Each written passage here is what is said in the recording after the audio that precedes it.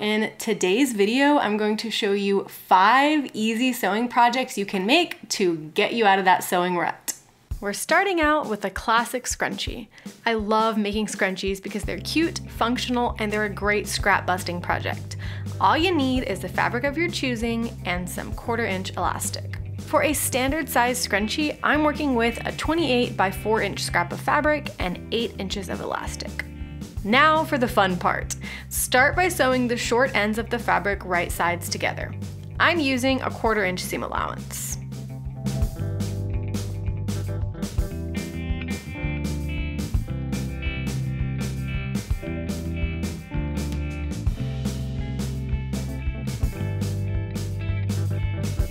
Now I'm going to turn the side with the seam face down. Then I'll get this top layer of the fabric and roll it toward the middle of the tube to get it out of the way. That will enable me to face the top and bottom of the tube right sides together. This is the portion that I'll sew along.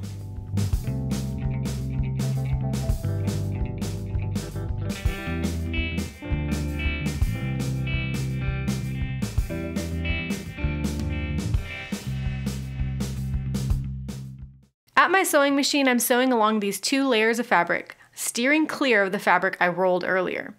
This is known as the burrito method. It feels like a magic trick once you get the hang of it.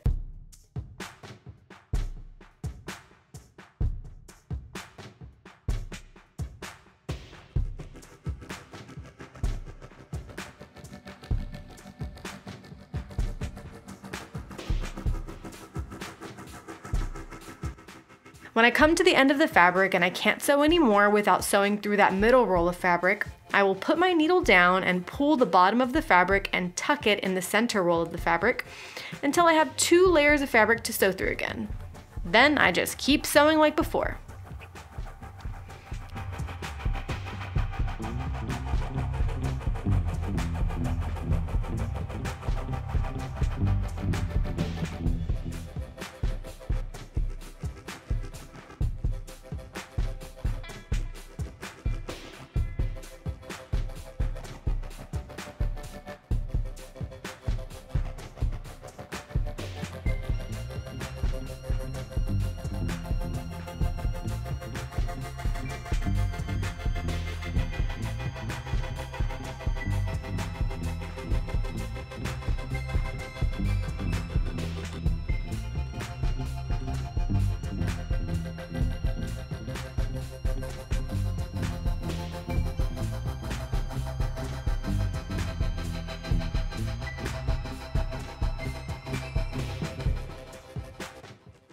When you get to the end and you see your thread tails, leave about a 1.5 inch-ish gap unsewn so that you can use that to insert your elastic.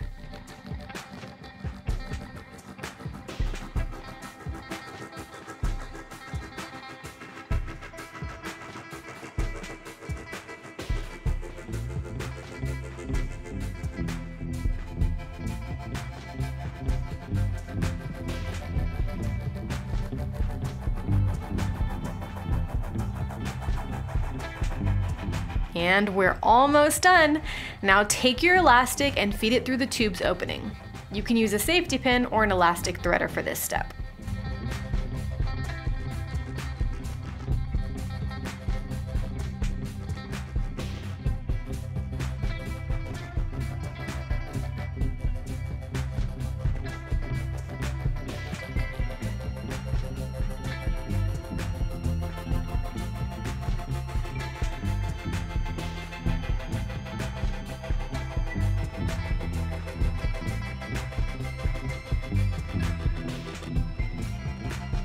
We're gonna make this next part super easy.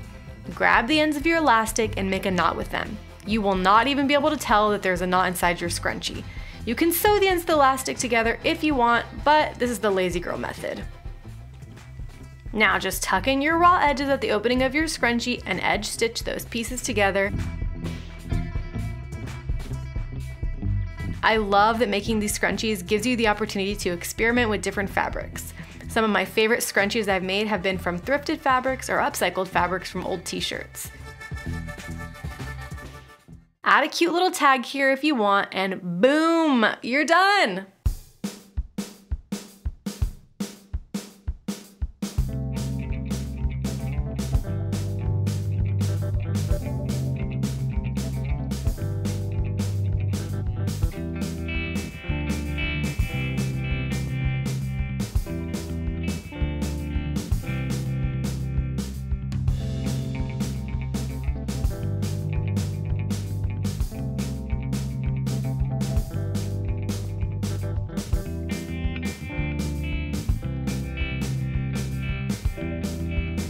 On to the next project. No more using old receipts as bookmarks. It's time to make a cute and unique bookmark for yourself or your bookish friend. All you will need is some scrap fabric to work with. I'm cutting out 2 rectangles of fabric that are 6 by 2.5 inches. I'm also cutting out a 6 by 1.5 inch strip to use as the pull at the end of the bookmark. This is optional, but I think it makes the bookmark even more functional and cute. Pin and clip your fabric right sides together, leaving a 1.5 inch-ish gap on one of the short ends of the rectangle.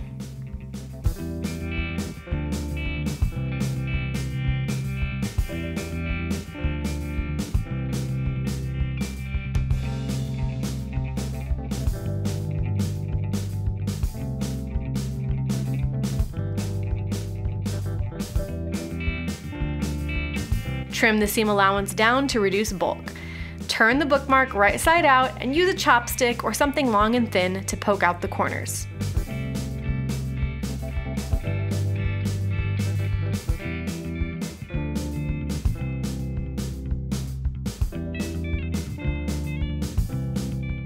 Give the bookmark a good press.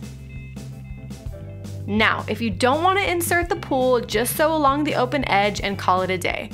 If you opt to add the pull, fold the 6 by 1.5 inch strip of fabric in half long ways, then fold the halves in half, and over once more until you have the raw edges hidden. Then top stitch along the long edges of your strip to hold the fabric in place.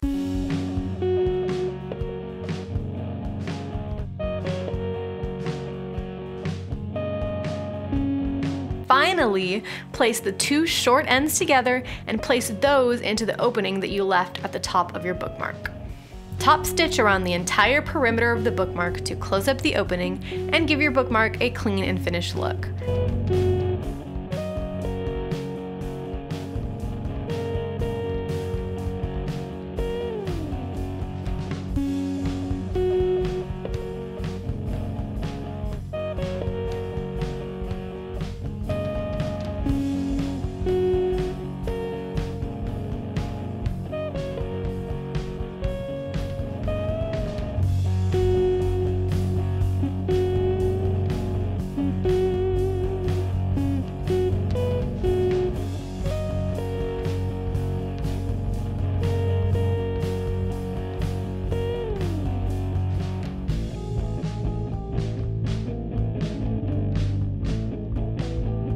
Now you're done!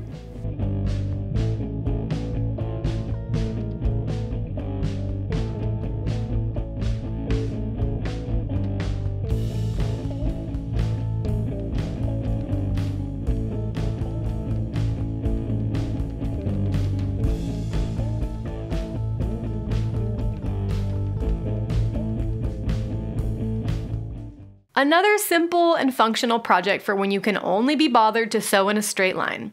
This is also a great way to use scrap fabric and add some pizzazz to your home with some fun fabric choices. For one coaster, all you need is 2 5 by 5 inch fabric pieces. However, if you want to make a set of 4, go ahead and cut out 8 5 by 5 inch pieces. This project may be the quickest and easiest one on the list. The process is similar to the making of the bookmark. Place the fabric right sides together and pin and clip in place. Sew along the perimeter with a seam allowance of your choosing. Make sure to leave around a 1.5 inch gap. I like to leave the gap a little bit away from one of the corners.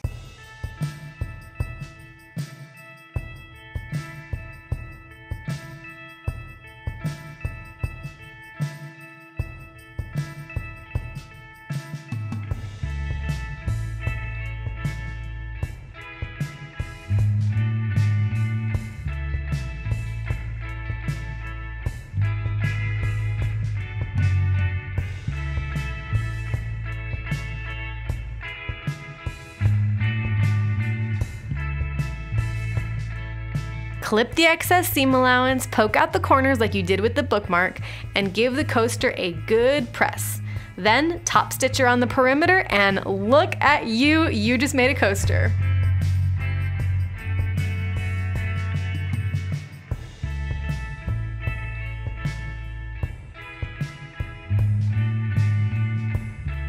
Now this project is such a satisfying and beginner-friendly make. You can make the tote bag whatever size you want, but for this bag, I'm going with 4 16 by 18 rectangles of fabric. 2 of these pieces will be for the lining and the other 2 will be for the outer bag. You can use webbing for the straps if you have it. For my straps, I'm gonna use the same fabric as the main fabric of my bag. To assemble the bag, you'll sew the lining and the outer bag simultaneously. Pin both bags right sides together, then sew along 3 edges of the fabric, making sure to leave one side open. One super important thing for the lining is you will leave about a 4-inch opening unsewn at the bottom of the bag. That way you can turn the bag right side out later on. Now we can work on the straps. Just like we did for the bookmark pool, fold the straps in half, wrong sides together. Then fold the halves in half and fold that one over one more time. Top stitch around the long edge of the straps to close them up and give them a finished look.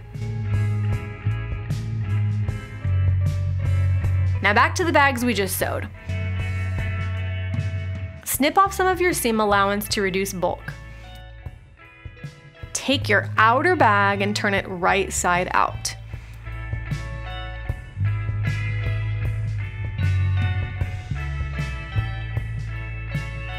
Sew the straps onto both sides of the outer bag.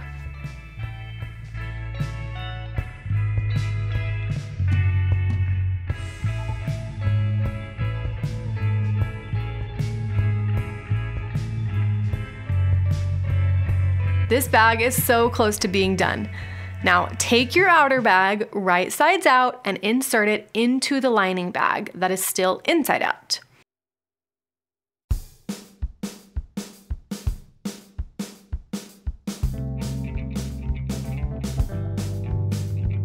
Pin the top of the bag at the side seams and at the quarter points. Pin all around the top of the bag, making sure that your straps are facing downward and sandwiched in between the outer bag and the lining. Sew around the opening of the bag.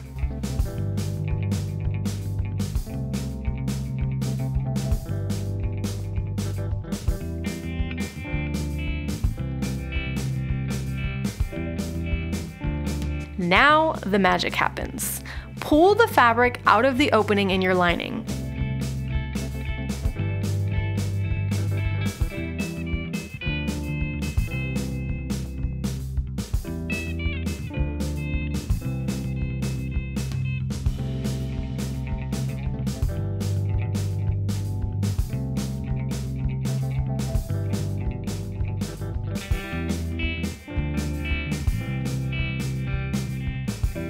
Now edge stitch along the opening of the lining to close up that seam.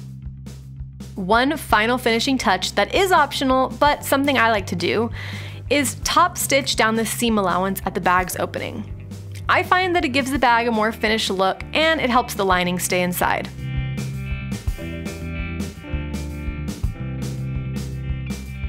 Once you've done that, give it a good press and your bag is finished.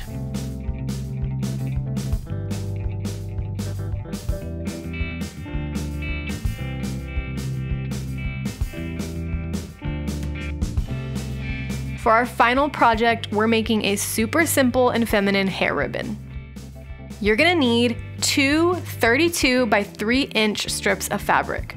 If you don't have fabric long enough, no worries. Cut multiple 3-inch wide strips of fabric and stitch them together to make the full length. I decided to cut the edges of the strips on a rounded angle to give the ribbon a bit more of a distinct shape. You can cut yours at a right angle triangle, a complete rounded edge, or just leave it in a straight line. Stitch the 2 fabric strips right sides together using a 1/2 inch seam allowance. Make sure to leave an unstitched opening of about 2 inches so that you can turn the ribbon right side out. I chose to leave the opening in the middle of the strip because that part would be least visible when you're wearing the ribbon. Now trim down your seam allowance to reduce bulk. Use that opening from earlier to turn the ribbon right side out. I will admit this part was a little bit annoying, but the ultimate clean finish was so worth it. Edge stitch along the opening and your hair ribbon is ready to wear.